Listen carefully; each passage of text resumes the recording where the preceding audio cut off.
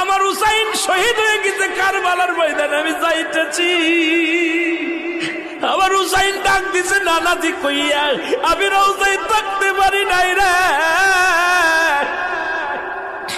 আমি হুসাইনের দেখার জন্য নবীজি রওজা থেকে উঠা গেছি। আলেমরা সর। ইবনে আব্বাস বলে, আমি স্বপ্নের মধ্যে দেখেছিলাম আমার রাসূল ডাক দে বলে, মক্কা মদিনার মানুষেরা রে আর ঘুমাস না, আর তোরা ঘরের মধ্যে থাকিস না। আমি নবী রওজায় ঘুমাইতে পারি নাই, কান্না সহ্য করতে পারি নাই। ওদিন আমিও ফাতেমার নদীও না আমি সহ্য করতে পারি নাই।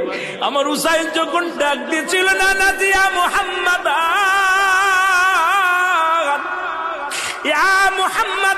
যেদিন ডাক দিয়েছিল রে, সেদিন আমি নবী রওজা থেকে পাগলের মতো উঠে কারবালা পর্যন্ত চলে গিয়েছিলাম।